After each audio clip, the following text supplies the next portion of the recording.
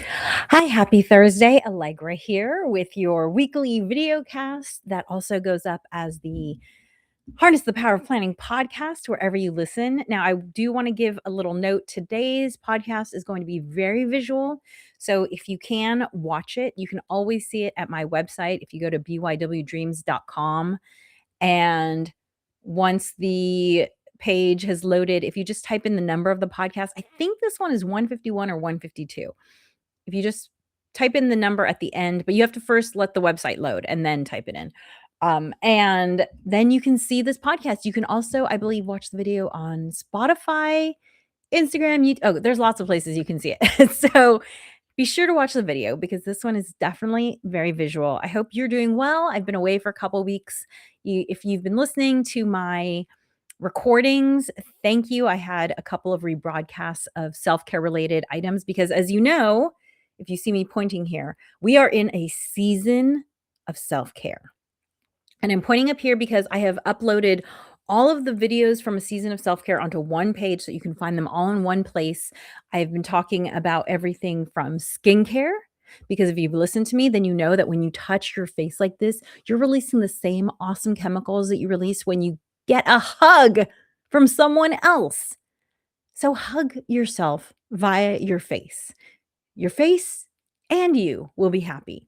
So, I had a hard time embracing skincare because I am more concerned with health than I am with looks. However, my skin was super dry. It was I had a lot of dark spots because I grew up in Southern California, and so I felt like my skin did not look healthy. And little did I know how good my skincare routine would make me feel on the inside. So now I am a skincare devotee. I didn't become one until my 40s. I am 52 now. So look, you can, old dogs, you can learn new tricks. It is possible. I know I am doing it.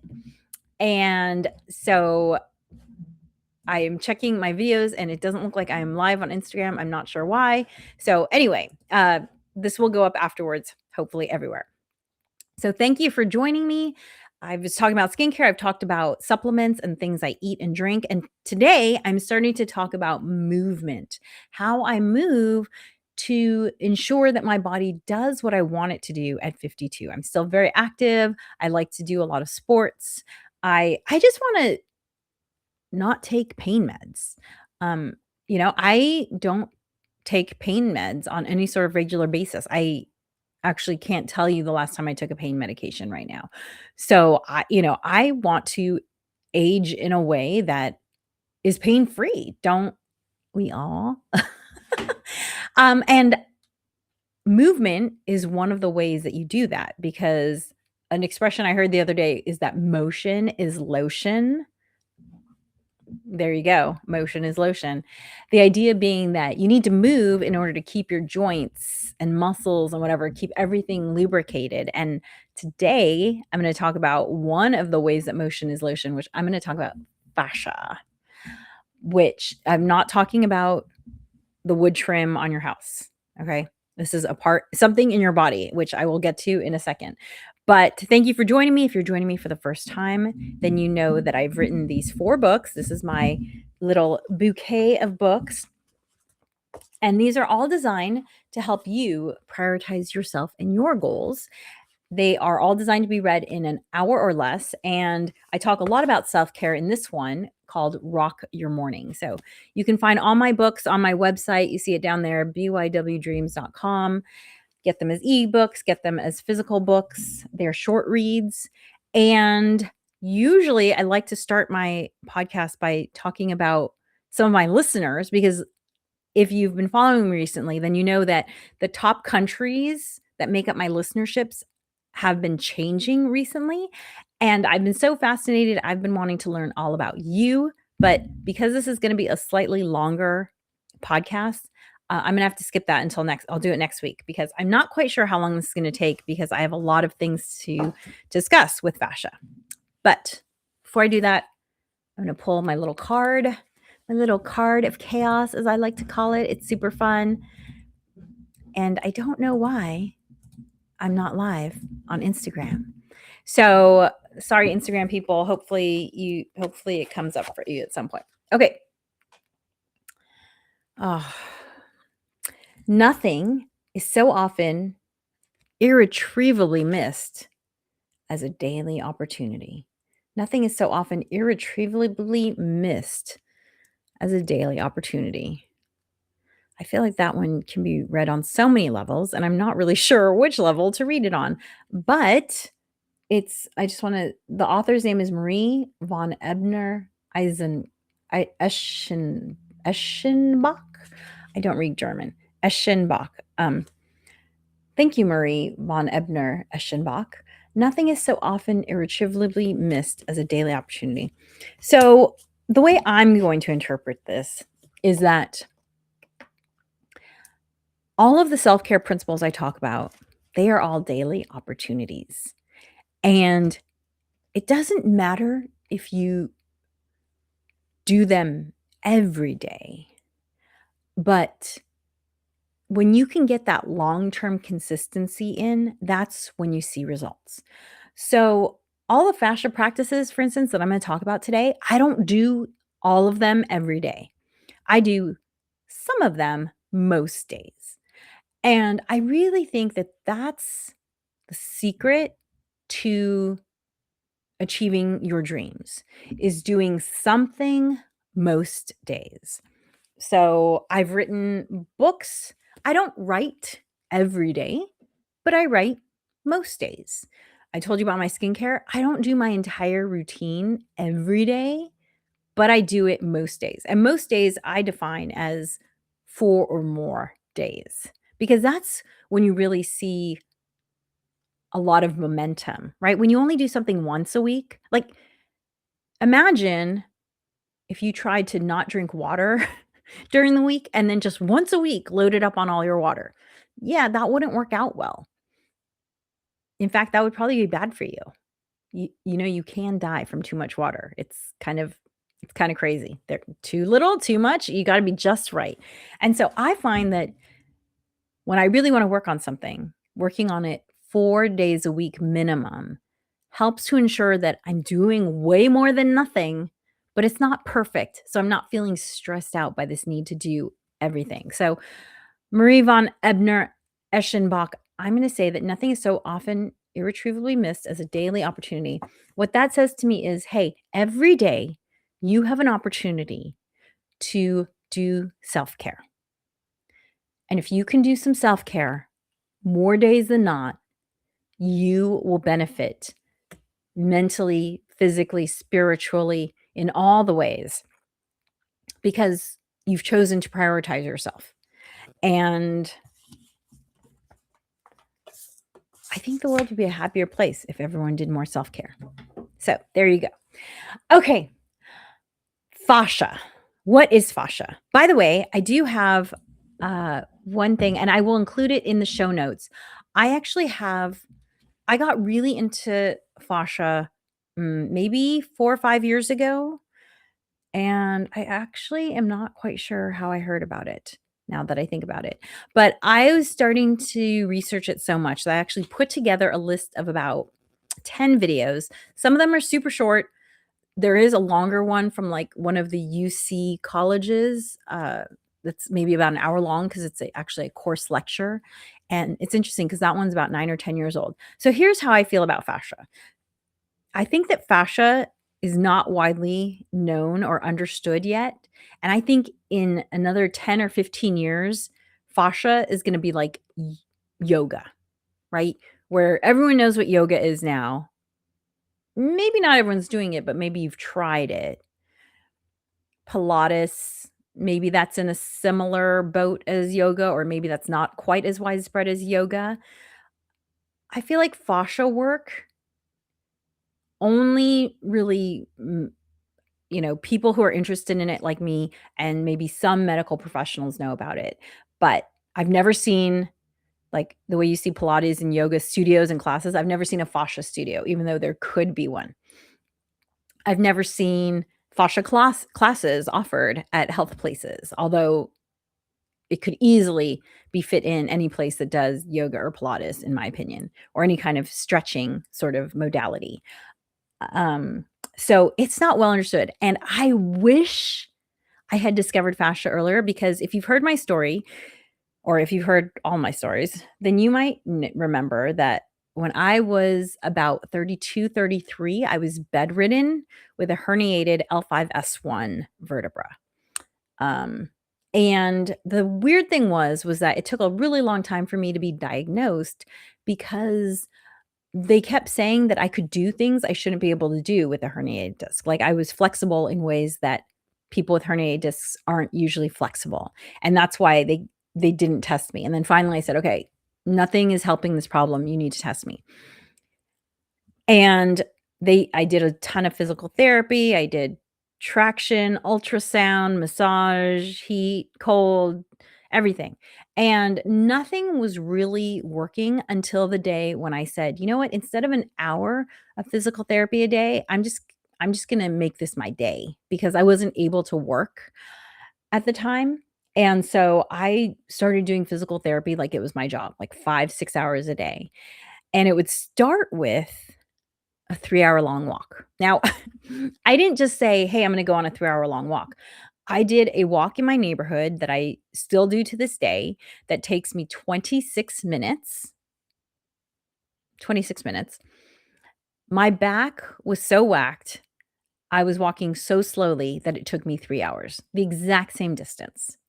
However, when I would start the walk, my body was basically, like, bent over. I was, like, in this hunched position. However, by the end of the walk, I could almost stand up straight. Of course, I'd go to bed, and the next day I'd be hunched again, because, I was having this acute issue with my back, and I was being told it was these herniated discs. However, now that I know what I know that what I was suffering from was super, super tight fascia. And that's the thing with fascia, is that it's much stronger than the tension it creates is much stronger than, like, let's say, a muscle cramp or whatever. So let's just start with, what is fascia? And fascia is a type of uh, material in your body that connects things. One way I've heard it described is that if you didn't have fascia is what gives our body shape. If you didn't have fascia, you would be a protein smoothie, is what one person described it as. So if you think about it, if you think about let's think about pantyhose, right? Imagine pantyhose, and you're stuffing pantyhose with material to fill it out. Oh, well, now you have legs.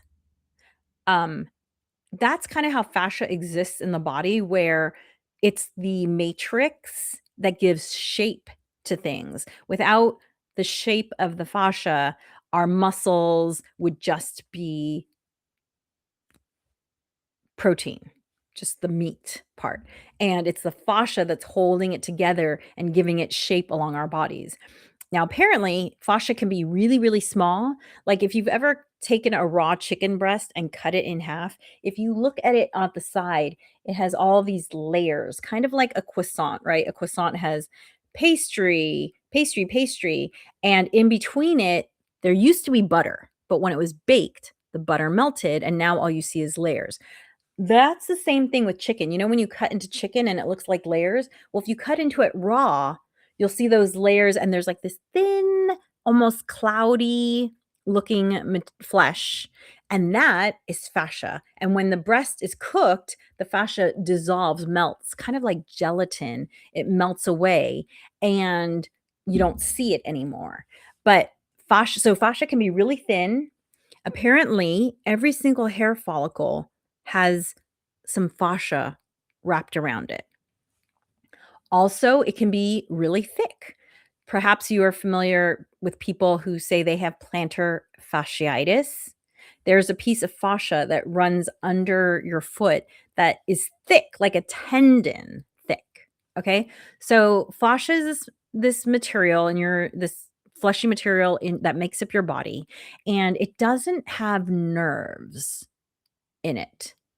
So that's why one of the interesting things about fascia is that your fascia might be tight and tense in one area of your body, but the pain you're feeling is not in that area because fascia doesn't have nerves. The pain you're feeling is in some other area where the fascia is now pulling on, but that's the area that has nerves. So what I found with my injury was that my pain was all in my back, right? Around these vertebra. And for a long time, it was like, "Oh, you have sciatica," or whatever. What it turned out was that the injury was not in my back. The injury was in my butt muscles, some really, really tight fascia, a combination of always too much sitting, sitting with my legs crossed and wearing high heels was creating these really tight butt muscles and butt fascia. And the fascia was pulling on my back and kinking me. And because there were a lot of nerves in the back area, again, not a lot of nerves, right? In your butt area, not a ton, way more in your back. It was pulling me, and that's why I was feeling it in my back. Okay, so fascia is like everywhere. And I heard one expert say that fascia can hold 20 times more tension than muscles, so much tighter. Also, because it can get so much tighter, it also takes longer to release it. So whereas when you're getting a massage on your muscles and this kind of action is feeling good, with fascia, in order to get fascia to release, you need to hold it, I've heard, for as long as 3 minutes. Okay? Now who can hold an area for 3 minutes, right? If you're just listening to the podcast, I am pinching down on my upper neck area, shoulder, neck area where I often have tension, right? Imagine holding that area down for 3 minutes. If you can do it, you might start to feel it loosen, like the knot truly come undone.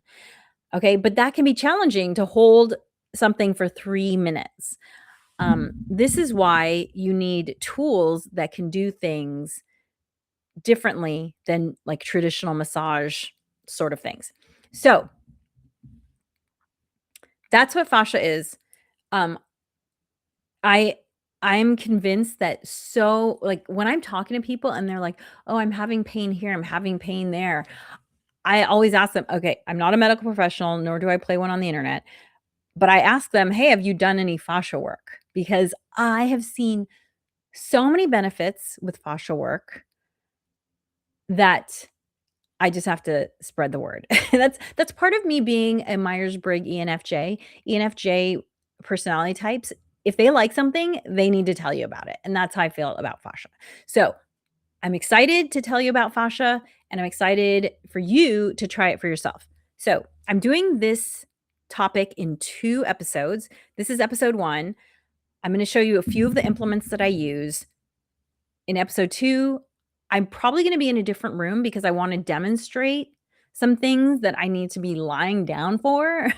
So, hopefully, I can move this setup in some way onto the ground.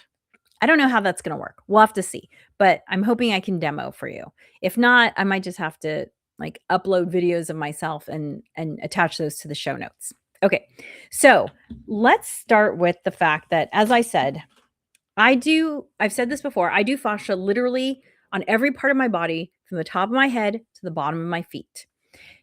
I don't do them all every day, right? So I don't start at my head and go to my feet every single day. But all of the things I'm going to describe, I do them in some sort of way throughout the week because I have just found that I feel better in all ways when I keep this routine. So let's start with the top of my head. As I mentioned, fascia hair follicles.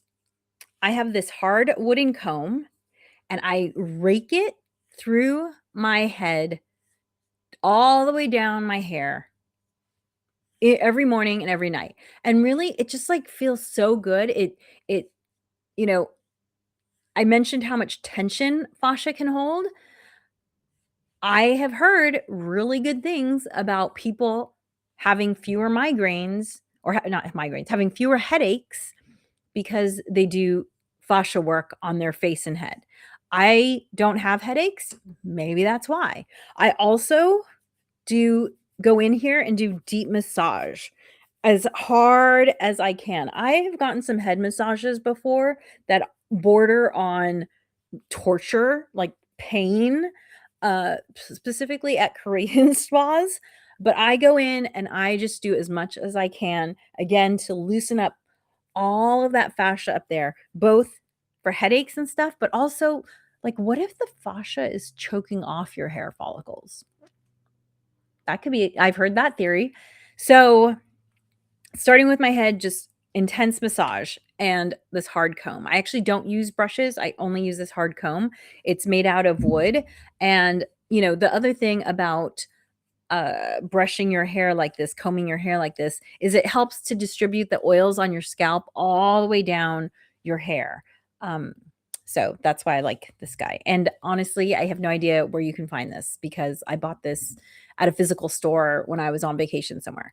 The other thing I like about this is that it has this interesting shape, and I don't know if it was meant for this because it didn't have any instructions when I bought it, but this is almost a gua sha shape. And so if you wanna do gua sha, which is also gua sha is typically for lymphatic drainage, but you are giving your fascia a workout when you do this kind of stuff as well, because like I said, there's fascia everywhere. So you can use it like that, and I also like to take the pointy side, and I am I am pretty much always relaxing my 11s because I feel that tension from when my forehead is tight, and I mean, you can see that I have almost no 11s, and it's because I do this, and it also just feels so good to release all of that tension that's there. So, I love multi-purpose tools like this, and also, a natural material, I try to not use plastics when possible. So, I love this guy and good to travel with. Here's another one. This is metal. All of the ones that I can give you links to, I will. I know I bought this one online, so I will put this in the show notes, this metal one. You can use this on your head too. And, you can use this all over your body. This one is interesting because it's got some weight to it. So adding some gravity to it is helpful because of that weight. The other thing too is that because fascia is hard, I've heard that denser materials are better than the plastic ones because they can help to when you start looking into fascia, they often say the word melt. That the denser ones help to melt the fascia easier, is what I've heard, more effectively. Okay. I also have this one that I use on my face. This one just kind of feels good. This is not the rollers are not fascia. The rollers are really more about the drainage. And also it's supposed to help with the absorption of products. But this one is more of a fascia one. Again, it's kind of a multi-tool like my wooden one. I can use it like this. I also like to another fascia tool is called a muscle scraper, which it's just a metal edge. It almost looks like a knife, and you just put it on your muscles and go like this. And this is very much working the fascia more than the muscles because this is a hard, strong implement. And so I like to travel with this one because, like, especially when I've been on a flight, my calves get really tight. And so this really helps I'm dragging it along my calves. See, this is why I need to do the video where you can see my full body with this stuff. It really helps to release it. I literally just drag it along my calves. So again, check out the videos that I'm going to post all about fascia, and you can learn more and like where I learned these techniques myself. Okay, and then you've seen this one before with my skincare one. This is actually a pretty famous company when it comes to fascia. Uh, I do find these products to be a little overpriced for what you get, considering this is plastic, but I do like to use this one here. I like the little fingers, how they're positioned. This is the one I use most. It actually comes with more items. It comes with these 2 and, a couple more that you saw in my skincare, but I wanted to show this one. This one's kinda cool. The handle is interchangeable. I do like this pointy one because this one's really good for I have a lot of tension right here in this upper arm area, and I like to use points like this, and you just have to hold it until it doesn't hurt anymore. But I like to use points like this. I'll do it where I'm leaning against a wall, so I don't have to actively, because right now I'm pushing, and that's a lot of work for this arm. So I'll literally just take them and stand next to a wall and push against it to loosen up those muscles. So that's kind of an interesting one. This one's also really good for here. But I have some better tools, which I'm going to show you in a sec. Let's see. I'm going to go 5 more minutes, and then everything else will be in part 2 next week. These are wooden blocks. There are huge communities.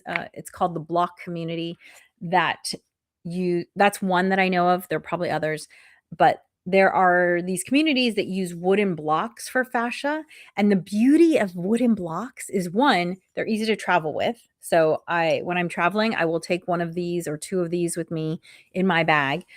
But the great thing about them is that it's passive, meaning you put it somewhere. So again, like me against a wall, I put the triangle in that point and I lean against the wall. I can also do that on the floor. Yes, laying on pointy wooden objects does not sound like something you do by choice, but believe me, the release you feel after 3 minutes is incredible. I sleep so well after I do this kind of fascia work because it's like your body is truly relaxed for the first time in who knows how long. So the different shapes go in different places, but I will lie on these, in my hips. A lot of us carry tension in our hips. Like, oh, right now I just pushed this point into my right hip and I can feel it like, oh, I need to do some work there. I guess I haven't laid there. I'm pressing it all along. I don't feel anything. If it hurts, that might be where you need to try doing some release. So, I don't feel anything on the rest of my leg. Some people, I don't feel anything when I do this. So maybe my fascia there doesn't get tight, but a lot of people like to put this on the top of their quads. I don't seem to have tension there, but like I said, I have a lot of tension here. I have a tension in my side of my hips and tension in my calves. So I do like to use blocks to release that. Okay. I'm going to show you one last tool today. And I'm going to show you this one because this one is fabulously passive. These are pneumatic cups. So maybe you've seen people I know I famously have seen Gwyneth Paltrow many times with these circular, they look like bruises, they're purple, circular marks all over her back. That is from cupping. And I have done cupping for a while now, and I thought it was okay. I didn't think it was great. But when I had cupping done by someone using these pneumatic ones, so the ones I'd had before were glass, and what they do is they create a little vacuum they stick a match under it to pull out the air, and then they stick it on your skin. But the thing about that is that you can only create so much of a vacuum. With the pneumatic ones, you get this little pump, and you put the pump on the valve, and then you pump the air up. So I went and had this done. And so these are plastic, not glass. So I went and had this done, and it was so much more intense than when they used the glass with the match, that it was able to get way deeper. And I felt some of the most intense relaxation I've ever had. I mean, at first you have all these on your back, and I wouldn't call it doesn't hurt. It's not painful. It it's not comfortable either. It's hard to describe the sensation. But after 5 or 10 minutes, oh my gosh, it feels incredible. And by the way, people often say like, "Oh my gosh, you look so bruised." It's actually not a bruise. My understanding is that it's some sort of it's basically recirculating. It's like a dead spot, a stagnant spot in terms of I don't know if it's your body's blood or your body's, I don't know if it's related to chi at all, but it's a stagnant spot that it's gotten moving. And I can tell you that it's not a bruise because when I do this, like it gets better over time. I actually am less purple now than when I started doing it, even with the same exact action, right? So the other thing too is that like how usually when you get a bruise on a muscle, it hurts when you push it. Whenever I push these stagnant purple marks, it doesn't hurt at all. So and like I said, like it's much better now. Like when I first started getting really serious about fascia and doing it every single day, I did it every single day for like a couple months because I really wanted to feel a release. Um, I was black and blue from it. And now I'm not black and blue from it. So whatever it is in terms of stagnation, it starts to move it around and then you're not purple so much anymore.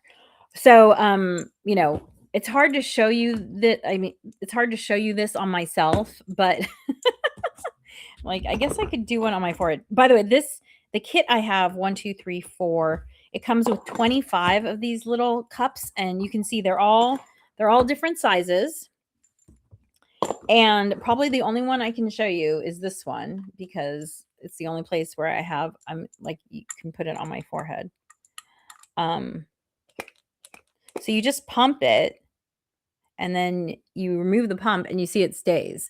And maybe you can see my skin is a little bit bubbled in there, but it's so nice and passive because you don't have to hold anything in place. You just pump it and then it can do the 3 minutes. It can hold the area long enough to create the fascia melt that you want. And then you can just release it.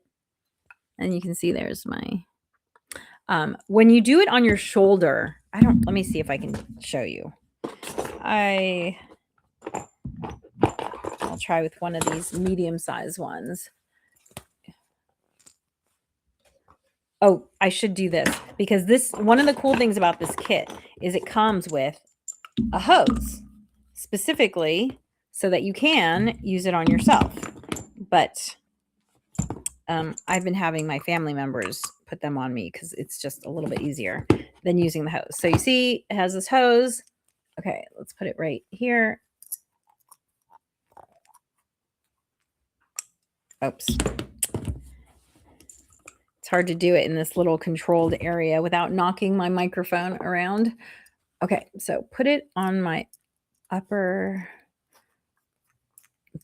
back, shoulder, neck area. Okay, so 3 squeezes. You see how the skin gets sucked up into the cup? So it's getting like the fascia, the muscle, the skin. That's how tight it is. And this doesn't hurt at all, even though it doesn't look comfortable, right? Like it's what, like an inch of skin in there? Yep. And so you just let it sit for 3 minutes or however long you can tolerate it. And then, like I said, you just break the seal. It comes off really easily, and you can see where it was. It's a little pink right now. So that's how these work. These are fantastic because they can hold tight much longer than you can hold tight with your fingers. So to go to the full season of self-care, all of the podcasts that I've been doing the last few months, click on this URL here. Or if you go to my website, bywdreams.com, and again, let it load and type in season self-care. Here's the full URL, bywdreams.mailerpage.com/season self-care, all one word. you can find the 12 or so videos. I think there'll probably be about 30 once I'm done going through all these topics I'm talking about. And wherever you are watching or listening, thank you for joining me. Be sure to like and subscribe in all the places. And join me next week as I finish all the other topics. I'm going to talk about this guy next week. What is that exactly? You're going to have to find out next week. I'm going to talk about hold on, one more thing I have to grab. These guys next week. What are those exactly? I'm going to talk about them next week. So join me next week as I pick up on fascia part 2. And as always, remember, planning makes everything easier. Have a great day and take care of yourself.